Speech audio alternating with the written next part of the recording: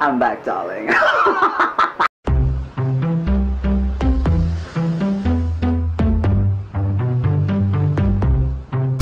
Hindi niya tuturuan ko kayo kung paano nga ba mag-move on. Siyempre, meron tayong first video kung saan i-discuss ko nung bata pa ako kung paano maka-move on. Siyempre, ngayon medyo updated na kasi may mga stuff tayo yan. Sabi nung online, hindi ko alam, but now I know that. I know na. Number 1, tanggapin mo na sinaktan ka niya, niloko ka niya, hindi ka niya minahal, hindi ka niya kailangan minahal, at hindi ka niya kayang mahalin. Hindi mo...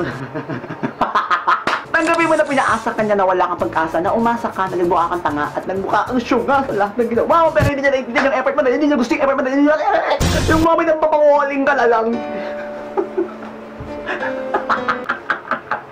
Tanggapin mo ang lahat ng bagay kahit masakit ito dahil pag hindi mo tinanggap, sinong tatanggap? Number 2, unti-unti mong alisin ang pag-aalala mo sa kanya. Totoo, te. May bakilan pa sa kanya pero siya, may pakiram ba siya sa'yo? Bawasan mo ang pag-i-stalk sa kanya. Kung dati araw-araw ka lang i-stalk, ngayon gawin mong 2 times a week, ganon. Bakit may i-update ang sarili mo tungkol sa kanya? Eh kung bawat update niya, nasasaktan ka. Totoo. Nasasaktan ka lang! Kasi parang masakit na ngayon nangyari, tapos sakit. Number 3, alam mo normal na naman yung mga down, mga 1 linggo, mga 2 linggo, pero after that, nakasang linggo na yun, parang down pa din? Natutata! Huwag mo ipakita na nasasaktan ka. Huwag mo ipakita sa kanya na nasaktan ka sa pag-alis niya din. Totoo. Hindi ka kawalan! Totoo! Kung kailangan mo maglabas ng sama ng loob, huwag mo i-post sa internet. Tawagin mo mga tunay mong kaibigan, kausapin mo ang pamilya mo, kausapin mo sila. Dahil hindi mo kailangan ipakita sa mga taong wala namang pakialam sila na sasaktan ka. Dahil in the first place, wala naman talaga silang pakialam, di ba?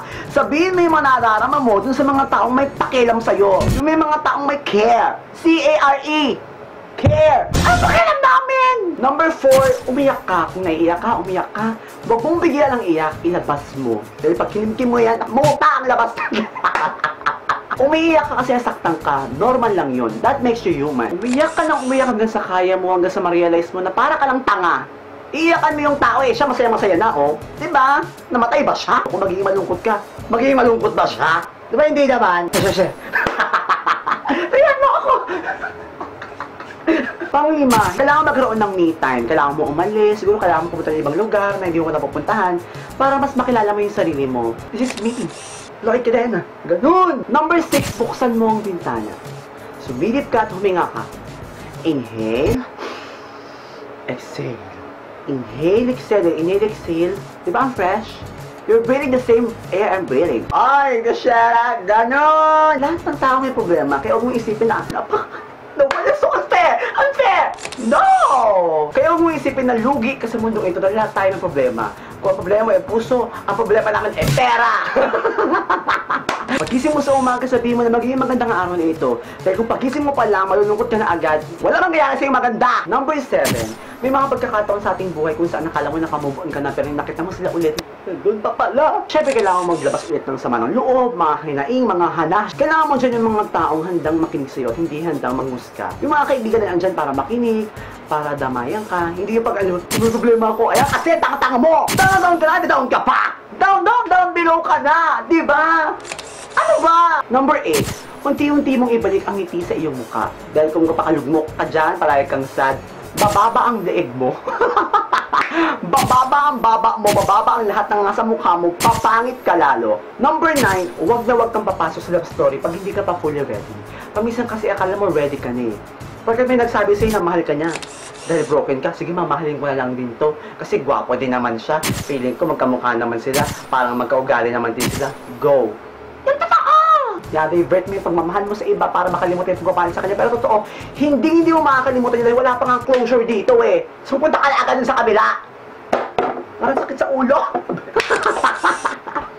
Number 10, kung hindi ka ba nakaka-move on, edi hindi pa. Hindi ka na pipilitin. Tandaan mo na ang pag-move on ay hindi naman parang isang marathon. Hindi lang mapabilisan nito eh, di ba? Hindi importante kung sino na una. Ang importante kung sino ang tunay na nakatapos. Kung sino ang tunay na naka-move on. Huwag kang mangamba na magkakamali ka ulit. At kung magkamali ka man, go back to number 1. Accept it! Malalaman mo na lang totoong naka-move on ka na kapag hindi mo na iniisip yung mga bagay kung paano mag-move on. Yung, I can feel it.